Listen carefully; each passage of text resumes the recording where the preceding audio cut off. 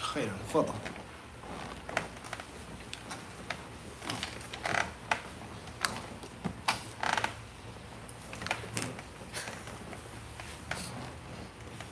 السكوت ها؟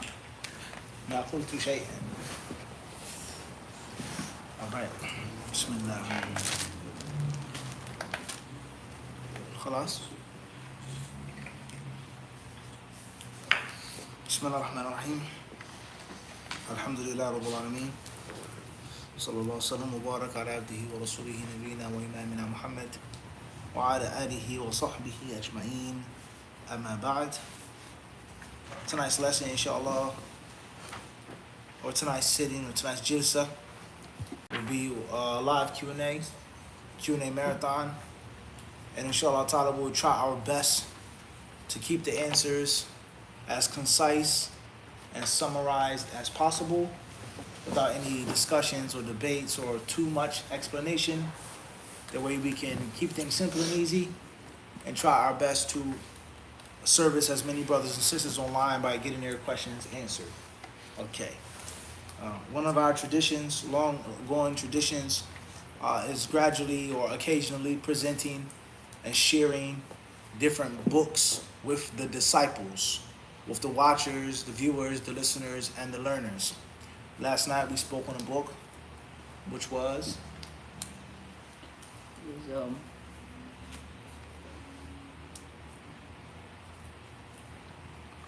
Fiqh encyclopedia.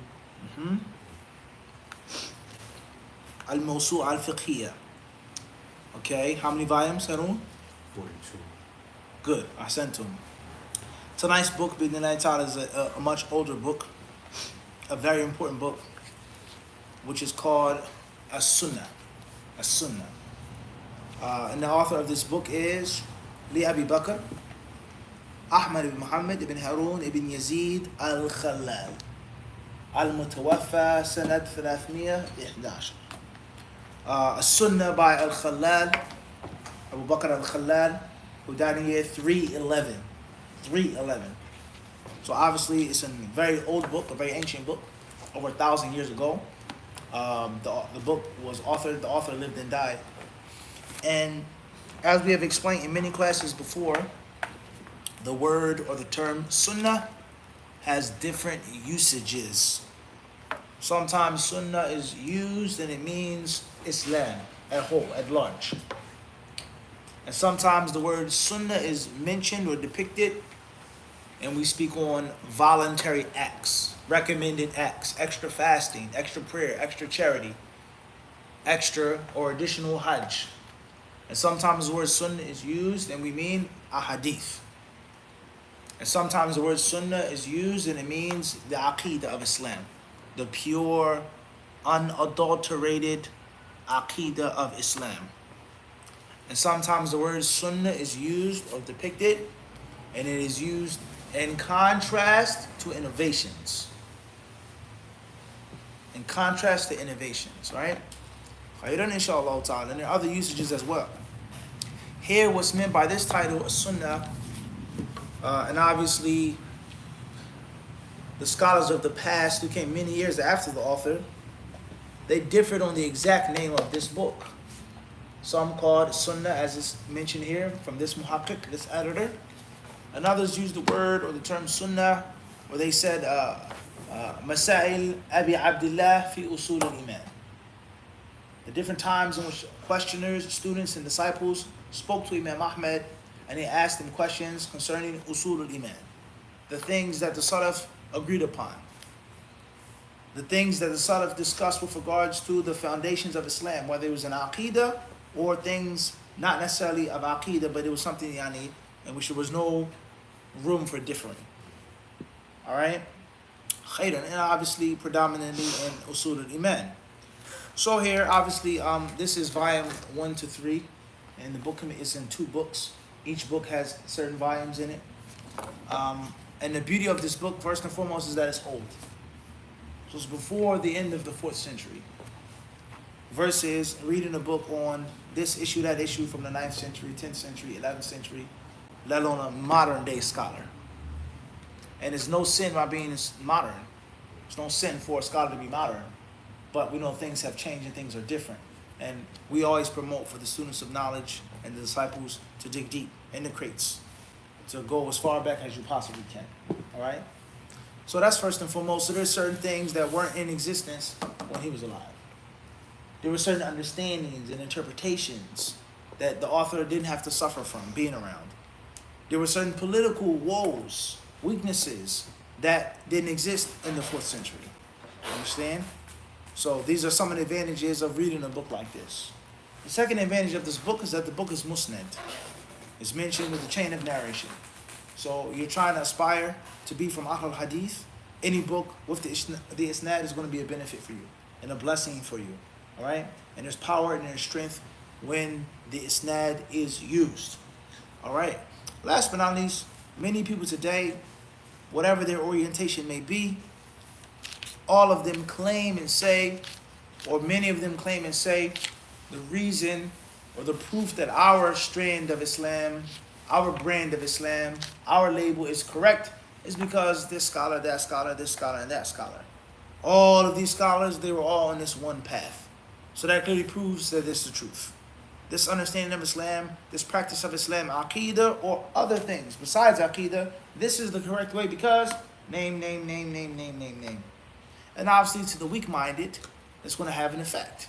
Oh man, really? Imam Fulan, and Imam Fulan, and Imam Fulan, and this author, and this book that you read every day, it has to be the truth.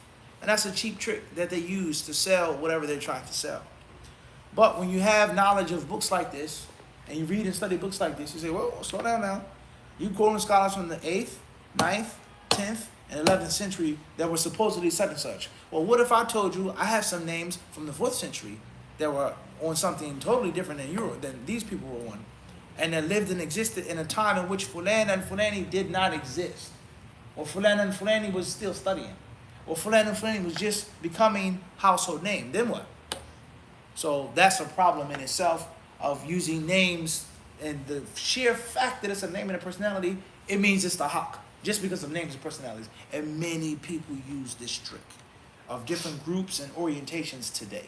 Many people are guilty of this sin.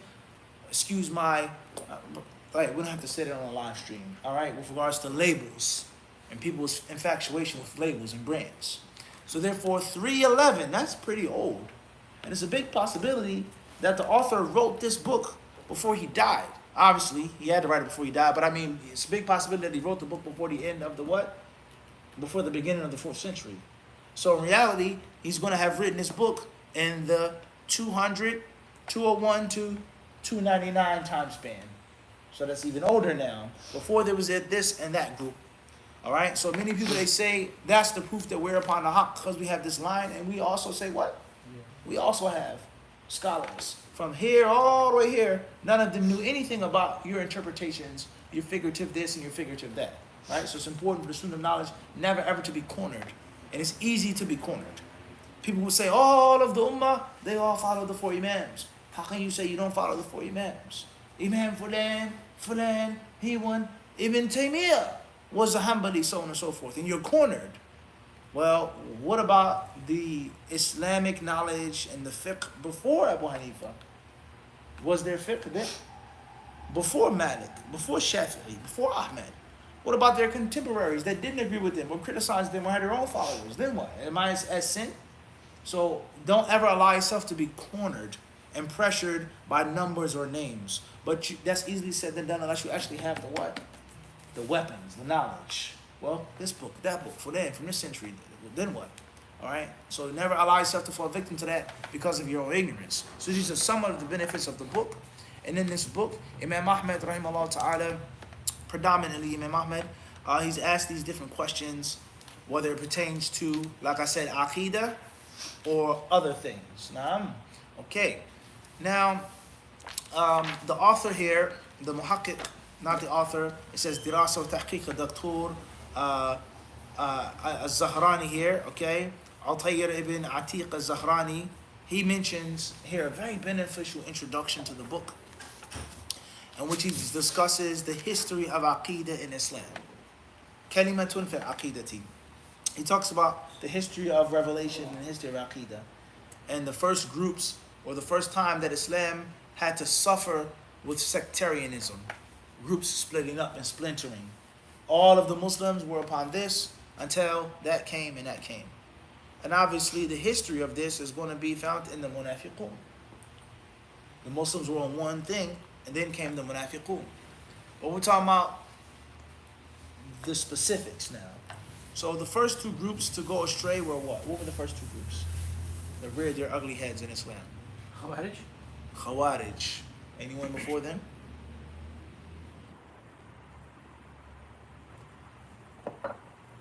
Anybody? The author, he says here, the muhaqqiq, the editor, not the author. He says, وَاسْتَمَرَّ أَمْرُ النَّاسِ مُسْتَقِيمًا فِي زَمْنِ الْخَلِيفَتَيْنِ أبي بكر وعمر رضي الله عنهما لا يخوضون فيما نهوا عنه وكذلك في أوائل خلافة عثمان رضي الله عنه حتى خرج الخارجون عليه فحاولوا خلعه وقال لهم لا أخلع قميصا قمصنيه الله فلما قتلوه وقع ما أخبر به النبي صلى الله عليه وسلم بأنه إذا وقع السيف على هذه الأمة فلن يرفع عنها إلى يوم القيامة فحصل ما حصل في الجمل وصفين وبعد هذه الأحداث برزت طائفتان كبيرتان هما الخوارج والشيعة. So in the early stages of the caliphate, Abu Bakr's caliphate, Umar's caliphate, and the beginning of Uthman's caliphate, everything was good. No groups, no sect, everything was good. And then they tried to remove Uthman from his his position of power. They threatened him. They made claims against him, complaints about him, etc. And Uthman refused. And Uthman radiallahu anhu was martyred. He was killed. Radiallahu anhu ardah. And then from them sprouted, these events spawned two main groups, who are the Khawarij and the Shia. And then after them, the third group was who? The Qadariyah. Right? And then from there, khalas, it was enough rhythm to keep going and to this very day. Okay? And when Uthman radiallahu anhu was martyred, the Prophet ﷺ statement was an example of its manifestation was, when the sword falls upon my nation, it will never be lifted until the day of judgment. Muslims will be killing each other, murdering each other, fighting each other, etc. So it's a very beneficial introduction. Last but not least, we're going to read an athar here. It's number 944, page 560. He says here, وأخبرني حرب بن إسماعيل الكرماني قال قلت لإسحاق يعني ابن راهوي ما معنى قوله لا يكون أحدكم إمعة قال يقول إن ضل الناس ضللت وإن اهتدوا اهتديت. So here's a narration from not Imam Ahmed, but Imam Ahmed's friend, one of the main inspirations for Bukhari, why Bukhari wrote his book, whose name was Ishaq ibn Rahaway, or some say Ishaq ibn Rahuya. So Ishaq rahimahullah ta'ala, he was asked, what does the statement mean, La yakunu ahadukum imma'atan? None of you, no one from among you, you should never be a fool, a yes man, just an absolute follower, imma'a. He says, they asked him, what does this mean? And Imam Ishaq, he says it means a person should not say, and obviously even if it's not with the tongue, but with your body language, your actions, in ضَلَّ النَّاسُ ضَلَلْتُ وَإِنْ اهْتَدَوْا اهْتَدَيْتُ. If and when the people go astray, then I'll just be astray. And if and when the people are guided, then I'll be guided. So that is a narration right there. That's a hadith right there. What's important is, what does the student of knowledge do today concerning following, blind following, or following with proofs, but changing your colors and your spots like a chameleon? He comes, he leaves, he's a friend, he's an enemy, he takes this back, he retracts this, I go to a new masjid, go to a new class, right? That should never ever be the attitude of the disciple. The disciple should be a learner of truth, a seeker of truth, and he should always learn the form. But every second that he's learning the form, it is his intention to seek the formless And it is never ever your intention to keep learning the form, learning the form, and learning the form. You never ever want to have the intention of just sitting under someone forever and being like someone and following someone and taking ever. It has to be an ambition that you have. That you want to get to the truth with the proofs and with the evidences. Why is this the correct view? Where can I find it? How can I study it? How can I determine it? And not fulan, fulan, and fulan telling me go right, go left, haram, halal, sunnah, bid'ah. So it's haq, he said, no one should ever have that attitude, even if it's not verbal. Because I don't think anyone's going to say that. But the attitude of, they go right, I'll go right. A new trend, don't dress like this anymore, don't pray like this anymore, don't study like this anymore, then, nah. You have to be independent, right? And you have to develop yourself. So that's very important with regards to students of knowledge. And we live in a time in which many scholars are pleased with blind following. And they'll admit it openly and publicly. Someone who's an expert scholar, he'll say, I can't make ijtihad. So obviously, if he can't make ijtihad, then of course I can't. And nobody can.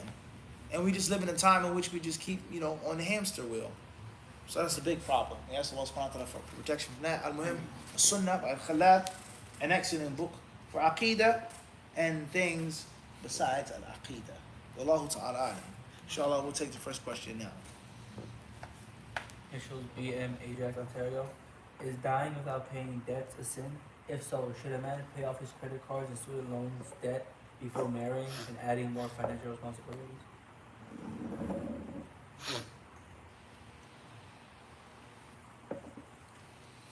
Dying with debt, is it a sin? The Prophet ﷺ was type to keep things simple and easy. One who is negligent and nonchalant with regards to his debt is at a tremendous threat. Should I delay marriage before I pay off all of my debts? Yes and no. It depends on what those debts are, how much they are, and it depends on how much confidence you have in repaying them. But getting married is important. And getting married is a means of completing your deen. Wallahu ta'ala anhu. Initials AA, Toronto, Ontario. Any advice to an aspiring student of knowledge who only studies when motivated? Any advice to an aspiring student of knowledge who only studies when they're motivated? You have to keep the motivation up. And one of the ways that you keep the motivation up is by hanging around brothers who motivate you and keeping them in your company all of the time. Try to minimize you being by yourself. Try to live around those people that keep you, keep you going. Even if you don't have the gas or the juice to go going, you feel shamed and embarrassed. And this is something in common with regards to recovery from an addiction, right? A 12-step program, right? You have to reveal it and tell the group that you relapsed. You have to feel shamed and embarrassed that you relapsed. And that shame and that embarrassment does what? Wallahu ta'ala alam. Initials MO, Columbus, Ohio. What's Mufti's favorite fruit? M.O. from Columbus, Ohio? Tell you, what's my favorite fruit? I would probably say orange. If I had to pick. Yeah. Wallahu alam. Initials KB, Montreal, Quebec. I keep asking for forgiveness for the same thing. I know Allah subhanahu wa ta'ala is the most forgiving, but I just never feel satisfied with myself, especially since I keep repeating. Waswas from Shaitan. And We read a narration with regards to constant sin and chronic sin, right? And how the servant should continue to make tawbah until the shaitan gives up. If it's an argument of back and forth, back and forth, back and forth, eventually somebody's going to what? Stop. And you don't allow yourself to be the one that gives up and quits. Sin, tawbah. You keep it up. And eventually somebody's going to break. Right? You pick and you decide who's the break, who's the broken, who's the breaker. Wallahu alam. Fadal. Initial Ajax, Ontario. May Allah protect you and your loved ones. I mean, how is it fair that Allah allowed made most of the non-Muslims to be born in non-Muslim family? Are some people given a harder path? Well, obviously, it's a flawed question. How is it fair that Allah did such and such? That in itself is a dead end from so many different aspects. How is it fair that Allah has such and such? That in itself is just shooting yourself in the foot. What does this mean? What's the understanding of this? What are some of the wisdoms mentioned? Different story about it. How is it fair that Allah created the day? You lost already. All right? Are some people's paths harder than others? In general, yes. Allah decrees certain things for certain people. But Allah is most just and most merciful. And those who go through this trial don't have to go through that trial. Wallahu ta'ala alam. This was UK, English was UK, Leicester, UK. Ustad, can you explain the hadith? There will never cease to be a group from our ummah fighting upon the truth with the رَفْضُ يُقَاتِلُونَ عَلَى الْحَقِّ. Also some references to them in Damesh. Right. Questions coming from the UK with regards to the Prophet ﷺ telling us that no matter what happens, there will always be a group from my nation, يُقَاتِلُونَ عَلَى الْحَقِّ, fighting upon the truth. And the different narrations of them being in Syria, so on and so forth. There lies no doubt. The Messenger of Allah ﷺ has informed us that no matter what happens in this ummah of fighting, of killing, murder, conspiring, sin, innovation, Muslims splitting up, separating, political intrigue, there's always going to be at least one group that remains steadfast. And this one group, according to the varying narrations, there's several Sahaba who mention these hadiths, who narrate these hadiths, let alone their students. Some of them say they would do this, and some of them stated that they would do that. And from what is mentioned, those will fight. And we're not talking about handing out dour pamphlets, nor is it talking about jihad on nafs, but it's talking about with the sword, actual physical violence, fighting in the cause of Allah subhanahu wa ta'ala. So that's haqq. That's true. As far as the different prophecies or the different prophetic statements concerning Syria and the virtue of Syria and the virtue of the people of Syria, that land, that general area, not specifically that modern day country, but Sham, then that's also haqq. And there are many authentic hadith regarding the virtue of Sham and the people of Sham and the different things that will take place there towards the end of time. So that's true. Now, who can come and monopolize that? It's me, it's my group, it's my party, it's my faction. That's when things become a little difficult. And many men have done things like this, abusing these things and monopolizing these things. That's a problem. And it exists in other prophecies. We are the people, we are the chosen ones. My cause is the most righteous. But regardless of who they are specifically, are they in existence in our time now, so on and so forth? It's haqq. And we believe in that. And Nawawi rahimahullah ta'ala has a very good explanation of this hadith, and we've mentioned it before, in which he talks about that it doesn't have to be just one group in one place, nor does it necessitate that it is only one party. The scholars of hadith, the scholars of fiqh, the scholars of Quran, the warriors, those who spend their money. But it can be different lanes and roads under the umbrella of Ta'ifatul Mansura. Right? Wallahu ta'ala alam. This was A1 UK. Assalamu alaikum, Ustad. How to make reparations when contacting the oppressed. One could reopen old wounds and may not be conducive to make things better. Making amends and reopening old wounds to make peace, etc. If you know that for sure, if you feel you feel confident in that it's going to be a big problem if I contact your brother, I did this to him, so on and so forth, then try your best to give back the property or the haqq that you can, even if it's indirectly. Even if you have to send an anonymous letter. Even if you have to make an anonymous phone call. Even if you give back the property without them knowing about it or without them seeing you. Do what you can. Do what you can. And if it's too hot, then you seek Allah's forgiveness, you give sadaqah on their behalf, make dua for them, do the best that you can. Right? I remember a brother, he contacted me once in Canada. Speaking frankly, he said that, he killed somebody. and he was trying to make amends. He was trying to make peace. He was trying to, get in, so on and so forth. He said this to me in private. It was in Toronto once. And I tried to give him the best advice that I could to make amends, to make peace, but at the same time, be mindful. Be mindful. Wallahu alam. Initials MA, Hyderabad, India. Which one of the two is arrogance? I might be better than him, or I am certainly better than him. Which one of the two is arrogance? I am better or I might be better. Allahu alam.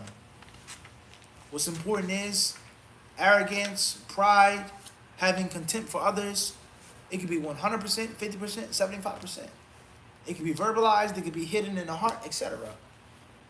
Wallahu ta'ala alam. Initials AM, Atlantic City, New Jersey. Can you pray in a masjid that follows the Ash'ari and Maturidi creed? And you are for sure know they follow that creed based off of the masjid's website. Yes, you are allowed to pray in the masjid of a people that follow something that you believe is incorrect. The questioner mentions the Ash'ari or Maturidi creed is well known. It's on their website. Can't pray in their masjid. There's no prohibition of praying in their masjid. And of course, the best thing to do and the safest thing to do is to pray in the masjid of people who have your aqidah and your madhab concerning those things that are correct. But it doesn't mean it's haram. A Maturidi follower or Ash'ari follower, they're not kuffar. They're not disbelievers, especially the followers. Certain issues or matters of kufr akbar with this one, this head, that's a different discussion. Way above, that's a different discussion. But the general person, khair, inshallah. The imam of the masjid, inshallah, they're not nothing extreme or crazy. But that's their madhab. You're allowed to pray there if you have to pray there. If you have to go pray there Jumu'ah, you go there, you pray Jumu'ah. And it's something that's very important for us to understand. And that is, when we say these different things, these different groups, it doesn't mean that we believe that everything is wrong with every group or denomination. So if you look at those who are called Ash'aris or Maturidis, if you compare them to people who are Shia or Rafida, world of a difference now. World of a difference. You compare them to some other groups and denominations that are really, really extreme. And it's a what? World of a difference.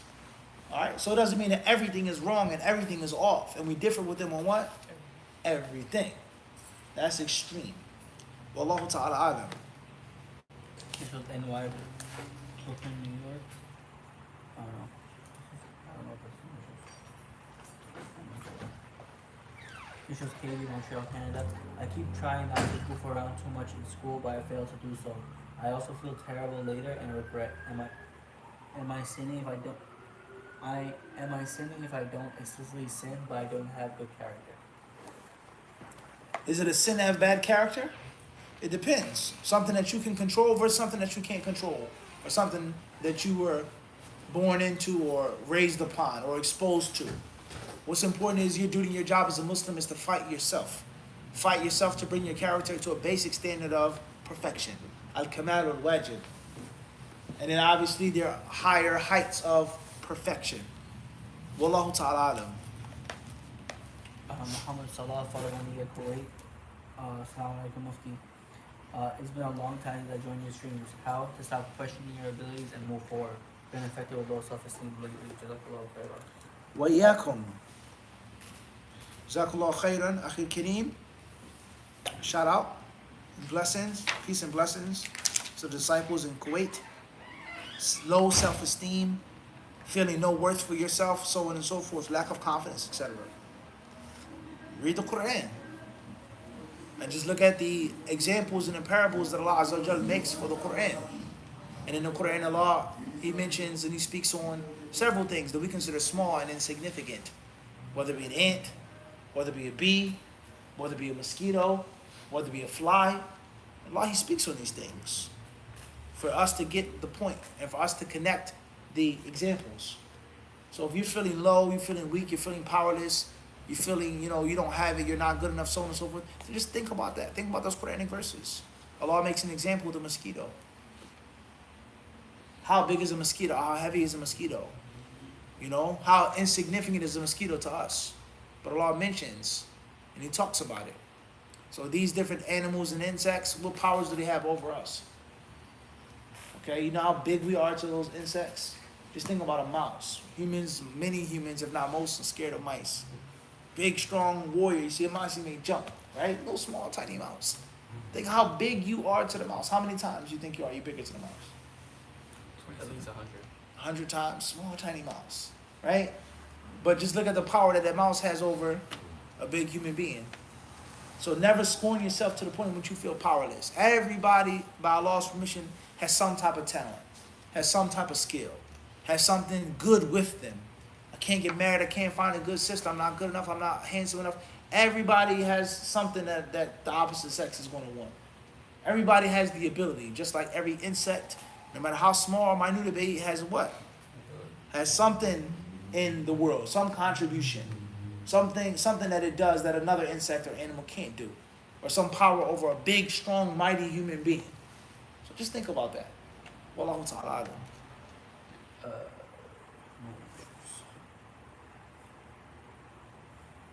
Initials Ace. Oh, Assalamu alaikum, Sheikh. Initials YM Philly PA. Assalamu alaikum. Is the adhan mandatory to repeat outside of Jumu'ah? Outside? Of Jumu'ah. The adhan is not a condition of valid prayer. It's obligatory when there's jama'ah, but it's not a condition of a prayer being valid or invalid. But it's not something that will break your prayer, make your prayer no if you don't do it. But it is fard kifaya. Somebody has to do it when there are at least 2 people, 3 people. Wallahu ta'ala alam. Initials YM Philly PA. Sorry. Initials MA Minneapolis, Minnesota. Can one make up Isha prayer after Fajr? Can you make up Isha prayer after Fajr? If the prayer is missed already, it's no going back. Then if it's still within the time in which you can make the 2 rak'ah for Fajr, make it up then. And if you're going to wait until 15 to 20 minutes after sunrise, then that's the safest thing to do. Wallahu ta'ala alam. Obviously, that's a long discussion with regards to the prohibition of praying when the sun rises, when the sun sets, after Fajr, after Asr, before Dhuhr, etc. If it's a fard that you're missing or making up, you waking up, miss the fard, or if it's a specific voluntary prayer. Wallahu ta'ala alam. Initials MS Ganson in Canada. Assalamu alaikum, Sheikh. How to follow the sunnah in our diet? Can eating organic food and avoiding GMOs be counted as an act of worship? How to follow the sunnah in our diet? Does or can eat, avoiding GMOs, does that count or will that fall under the category of sunnah?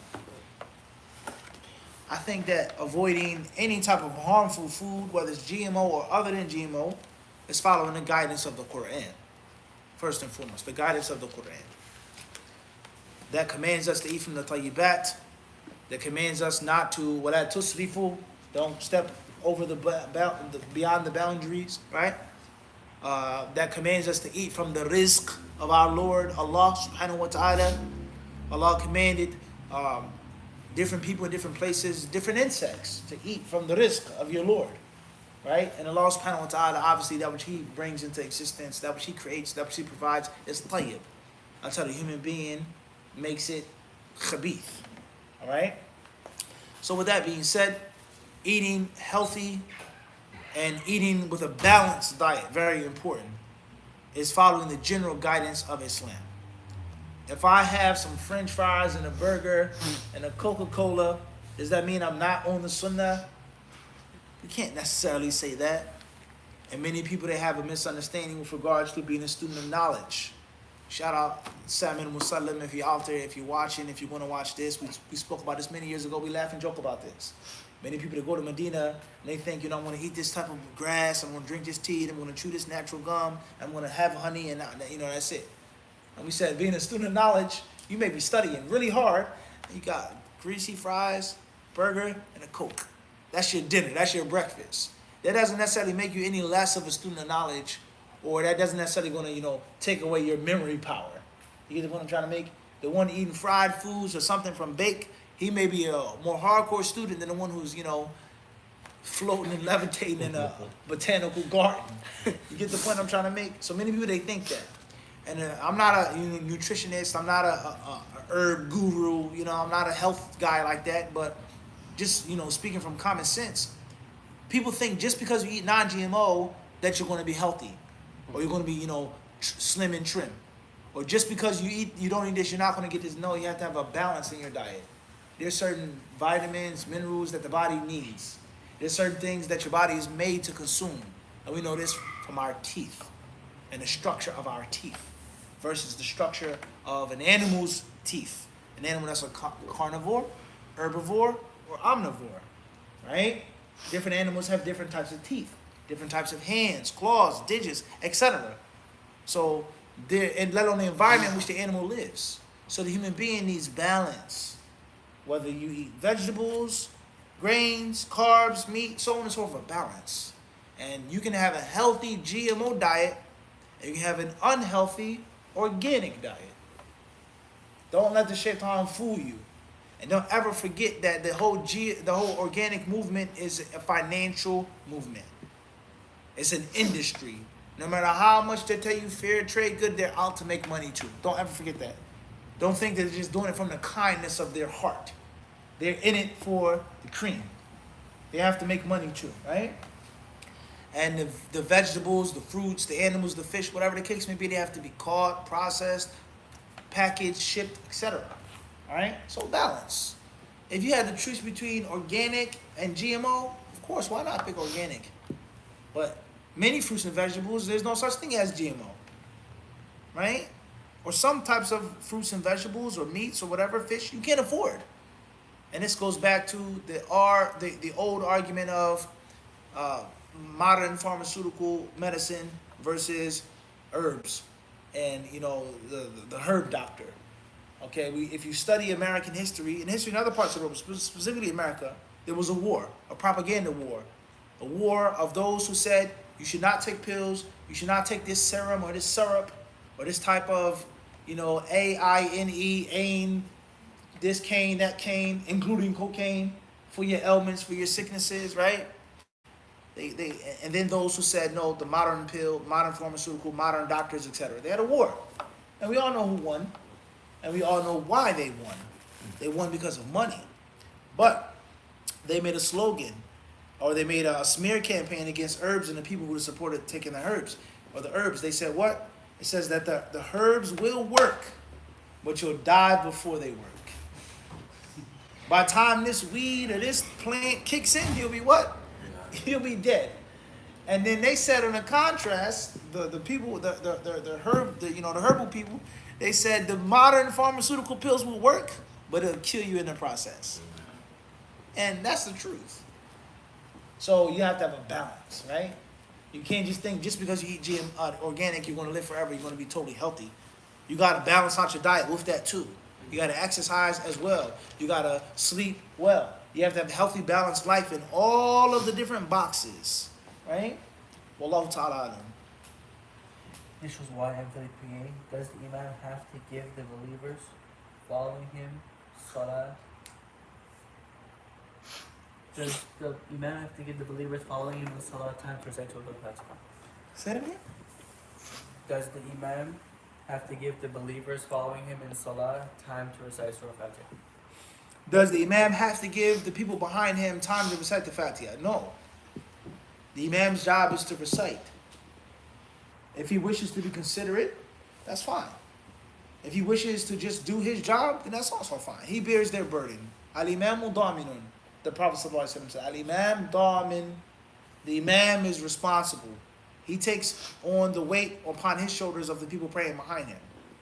Let alone the fact that the Imam may be of the understanding that you should not recite behind the Imam. Or you cannot recite behind the Imam. Wallahu ta'ala alam. HK Melbourne, Australia. Assalamu alaikum, Sheikh. If you can learn a skill instantly, what would it be? If I could learn a skill instantly, what would it be? Oh man, I don't know if we can say it on the live stream. I would say I would try my best to learn as many languages. If I had one, fairy magic wand, quote unquote, I would become multilingual. I would love to learn different languages, but time is golden. You know, having enough time to perfect your original language, English. Having enough time to read, study, memorize, teach, write from Arabic. Where's the time coming from? Let alone lack of talent. I just don't have the talent like that. Let alone being lazy and lethargic. But if I had one, you know, magic wand, no doubt, I'll say give me 10 languages. 10 more wishes, huh? Along this time. No jinnies, no female jinns tonight. Janai, right? Fadl. Initials AM, Atlantic City, New Jersey. Jazakallah khair, Sheikh, for your previous answer. قال رحمه الله إذا قال لامرأتين له أحدكما طارق ثلاثا ولم ينوي واحدة بعينها إيش الحال؟ إيش الحكم؟ لا يقع قال فإنه يقرأ بينهما فمن وقعت عليها القرعة فهي المطلقة وكذلك إن طلق واحدة منهن بعينها وأنسيها قرأ بينهن خلافا لأبي حنيفة والشافعي في قولهما لا يقرأ بينهن ولكن إن كان الطلاق لواحدة لا يعنيها ولا نواها فإنه يختار صرف الطلاق إلى أيتها شاء وإن كان الطلاق لواحدة بعينها وأنسيها فإنه يتوقف حتى يتذكر ولا يقرأ ولا يختار صرف الطلاق إلى واحدة بعينها والدلالة على القرعة أن الحقوق إذا تساوت على وجه لا يمكن قسمتها إلا بالقرعة وأراد قسمتها صح استعمال القرعة مما يدل عليه ما قالوه في الشريكين إلى آخره. تفضل. Initials Y and Philip PA. Am I allowed to pray the traveler's prayer if I return from my trip but I haven't prayed due to driving long distance and the next prayer is approaching? A person returns from traveling, the prayer is coming in quickly or very fast or fastly. Can they make the traveling salah, etc.? No. Once you reach home, you are now a resident. You have to pray the 4. Wallahu alam. Initials VT, Bronx, New York. Assalamu alaikum, Sensei. Will there ever be another HD mantis or another mascot / pet? Ibn Victor? Hayakallah Habibi. Barakallah fikum. It's been a drought lately, to be honest.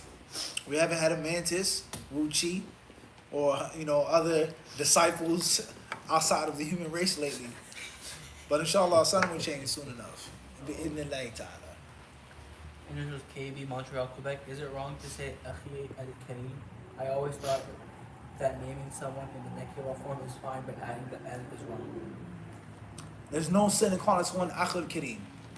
Many people, there's a big misunderstanding when it comes to Allah's names and attributes. For example, a person will say someone's name can be Aziz, but it can't be Al-Aziz. Right? And just because the alif in the lam is placed, it automatically means the most powerful. La. We're talking about grammatical issues now. Akhil Aziz. Because it's Akhi, you now put the alif in the lam. Akhil Kareem, Akhil Kabir.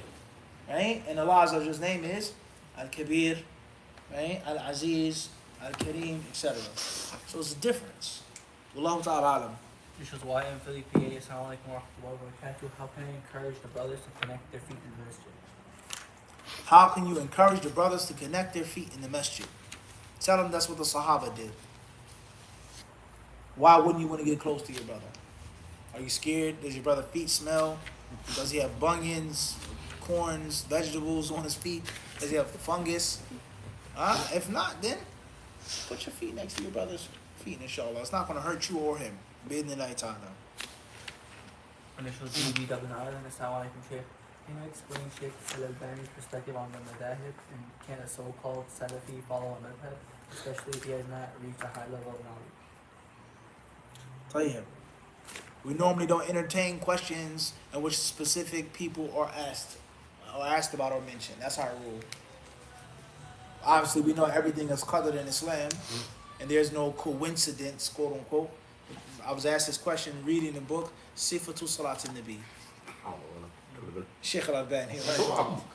And the page that I'm on specifically, without no exaggeration or lying, it says أقوال الأئمة في اتباع السنة وترك أقوالهم المخالفة لها. What the Imams, the four and others said about following the Sunnah instead of their opinions if their opinions go against the Sunnah. The first statement is from Abu Hanifa, right? No coincidence in the deen. So we normally don't take questions in which name is mentioned, for or against, but I think we gotta what? Break that rule tonight. Huh? It's just too many things lined up. Al-Muhim, Shaykh Al-Albani rahimahullah ta'ala, may Allah have mercy upon his soul and reward him for the good that he put forth for the ummah that we're all indebted to. He was not the first to speak on following the athar and not fanatically or blindly clinging to madhabs. So obviously this isn't the questioner's intention, but many people, they think that, like I said earlier, the cheap trick that they sell to the general people with regards to Aqidah. Imam Fulan was this, he was this, so it's the haqq. Shaykh Al-Albani was not the first, nor the last. There were many great scholars who came before Al-Albani rahimahullah ta'ala that fought against and provided a tough and stern resistance against the fanatical blind followers of the madhabs. He was not the what? He wasn't the first. So it's wrong to corner Al-Albani and say, your Shaykh Al-Albani says this, Abu Hanifa's this, madhabs, but that he wasn't the first.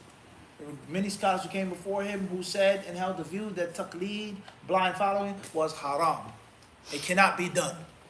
Is that the absolute truth? To the scholars, Al-Muhim, people, they what? They said it. All right? There were people who warned against the fanaticism and the blind following of the madhabs. So that's not Al-Albani's madhab alone. That's point number one. Point number two, Shaykh Al-Albani, rahimahullah ta'ala, Imam Al-Albani, he was a product of his time in his society. He lived in a place, he came from a family, he came from an ethnicity that was full of people just fanatically clinging to one madhab and not having any care or concern for anything else. And not even taking 5 minutes to pick up a book of hadith and read from an authentic source. The Prophet ﷺ did this when he prayed. The Messenger of Allah ﷺ said this. The Messenger of Allah ﷺ commanded this. No. Just our madhab. That's how he was raised and that's how he grew up. So it only makes sense for him to be vigilant against that. All right? So Shaykh Albani's opinion was, when the sunnah is clear, follow it. And don't follow the opinion of any man or any imam. And that's what those imams themselves, what? That's what they said. Abu Hanifa said that. Malik said that. Shafi'i said that. As far as Imam Ahmad, then, class. His statements about the sunnah and the danger of writing down the opinions of men. That's too much to be spoken on. Abu Hanifa, he said different things. Maybe we can read some of these statements, what Abu Hanifa said about the athar and about the sunnah. All right? So that was Shaykh Al-Albani's upbringing. That was the environment in which he lived. And that's why he spoke out against it like many scholars before him. So therefore, a person clinging to the sunnah blindly, fanatically, disregarding the hadiths that are clear, taking weak, batil, fake, phony, bogus hadiths, instead of the clear, authentic hadiths, that's what he was against. Is it a bid'ah, absolute bid'ah to follow a madhab, to study a madhab? Did Shaykh Al-Albani say that specifically? I don't know. La adri. Did he say those other things that I just mentioned? For sure. But was he of the view that a madhab itself is bid'ah? You can't study it, you can't follow it. A layman person, I don't know about that. All right? At the end of the day, the detail is needed. Studying the madhab versus following it. Following the madhab versus fanatically following it. Blindly following it. Not caring about anything else. A person is a layman versus a student of knowledge. A student of knowledge versus a scholar. There's detail with regards to these different things, right? No doubt, there are many benefits of madhabs. That's a fact. Madhabs provide structure. Oftentimes, not all the time, madhabs provide ease, simplicity.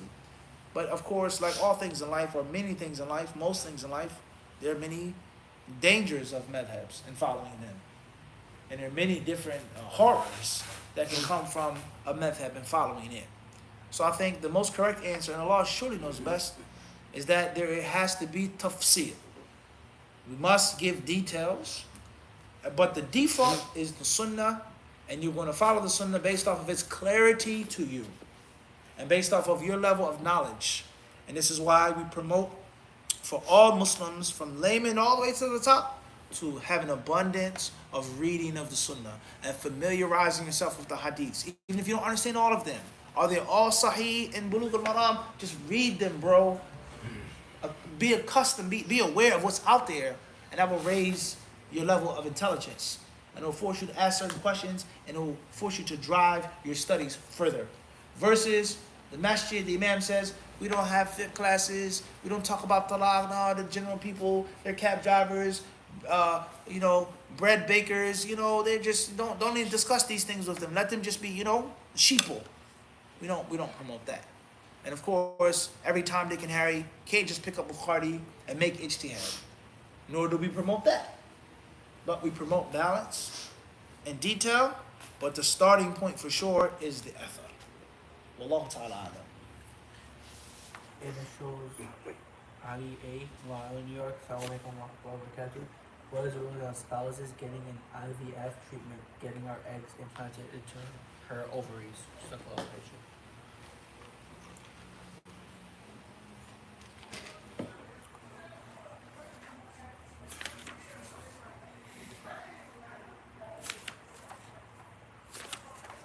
That's a long discussion in the previous question. The layman Muslim. But more dangerous than that is the supposed scholar, the supposed doctor, the supposed academic, intellectual, PhD holder, the supposed, big time man with the big heavy, headpiece, whatever that headpiece is that has the ijazat, etc. Behaving like a layman blind follower. And how Ibn Abdul Barr rahimahullah ta'ala mentioned that there's consensus, ijma'. إن المقلد ليس معدود في زمرة العلماء والفقهاء. That the blind follower he's not counted. He's not considered a scholar. The one who's a muqallid cannot be in the circle of the ulama. He cannot be in the circle of the fuqaha. So how in the world, wherever you studied, whether you studied in Medina, Mecca, Egypt, Syria, Turkey, India, Pakistan, wherever you studied, and you yourself are admitting and acknowledging that you are a muqallid, and that no one can even think about getting beyond the state of taqlid.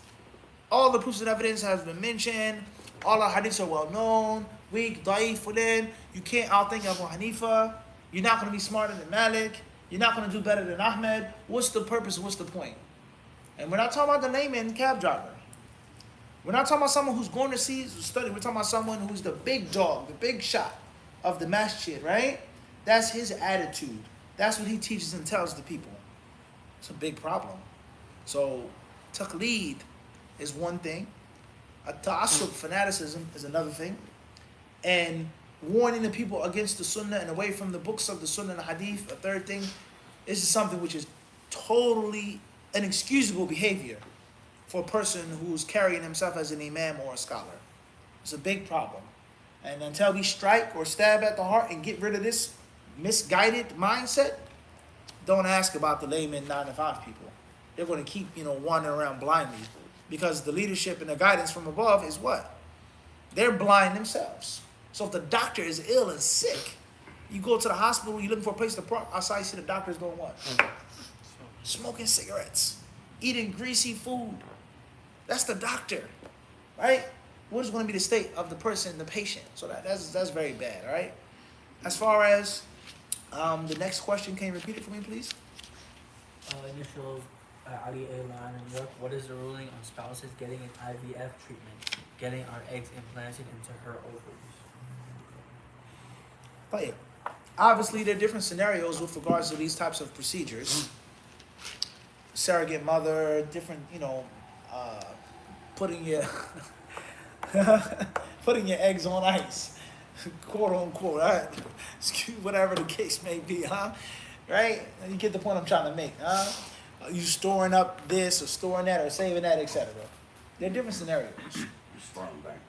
A man and a woman who are married, the trading, the extraction, the placement of this or that right, is going to be from spouse to spouse, no third person, bearer of the child, etc., then there's not too much of a prohibition. Versus another man inseminating this woman because the husband can't. Versus another woman bearing the child, having the eggs or whatever because the wife can't. That's clearly problematic with regards to ties of kin, with regards to respecting the wombs that bore you, with regards to someone becoming a mahram, etc., etc., etc. But man, husband to woman, wife, trade, mix, because this system is off, broken, so on and so forth, perhaps, bi'idhnillahi ta'ala. Whereas those problems and dangers aren't necessarily there, right? Hopefully that's clear, inshallah ta'ala. This will be our last question tonight, bi'idhnillah. Sheikh, what about the salah? What about What it? should be the length of the salah if it's read out loud in the masajid? What should be the length of the salat? Fajr, Maghrib, Isha. Understood. Well, the imam, he should try his best to recite the surahs that the Prophet ﷺ recited. And of course, there are different hadiths in which he recited different things, sallallahu alayhi wasallam. But the general theme of Maghrib, Isha, Juz Amma, Mufassal, Qisar Mufassal, etc., you should follow that mode. And obviously the imam, he can't do that unless he has knowledge of those hadiths. Or at least following the madhab that's based off of those hadiths. That's first and foremost. Secondly is, a person can recite whatever he wants in the salah. But keeping in mind the guidance of the Prophet ﷺ to shorten the prayer and to not make it too difficult or burdensome upon the people. And even with that, there are hadiths in which the Prophet ﷺ recited long or longer surahs. So the imam, in general, he should try his best to recite the mufassal surahs. Where does the mufassal surahs, where do they begin? What's the beginning of mufassal? Qaf or Hujurat. I.e., the mushaf, study in Ulum al-Quran, is divided into different sections. The first of those sections are As-Sab'u-Tiwal, the 7 long. The next section is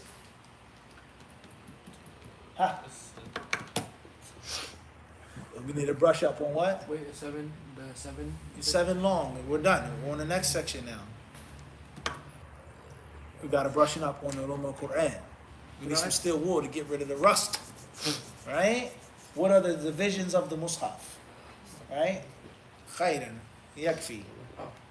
Khalas. Inshallah, we'll stop here tonight with the last question, Fadl. Initials. And alhamdulillah, we have a program on Ulum al-Quran. You can find on HadithDisciple shop. You can sign up for that course. It isn't on YouTube, in which we explained and broke down and laid down all of these different terms and concepts in a structured academic course on sciences of the Quran. You can find that on HadithDiscipleshop.com, along with many other lectures, workshops, and programs that we have done exclusively for that website. And it definitely, inshallah ta'ala, it's not a sales pitch, but it's the truth. That course, among other courses, will change your life as a Muslim. When you say, wow, I never knew that all of the years I was Muslim. I never understood this hadith until now. Study Ulum al-Quran. It's very important. Every Muslim should have a basic understanding of Ulum al-Quran. Wallahu alam. About Ilm al-Hadith or Ilm al-Hadith as well. No doubt about that, but just Ulum al-Quran. I think, and Allah knows best, for one reason or another, Ilm al-Hadith or Ulum al-Hadith is more popular than Ulum al-Quran. Wallahu alam. Initials A. Aaron United States, New Jersey. Inshallah, a Muslim is exalted into Firdaus. Will he see the angels in their pure form? Will the Muslims in Jannah see the angels in their pure form? Allahu alam, la adri. I don't know. وصلى الله وسلم وبارك على عبده ورسوله نبينا وإمامنا محمد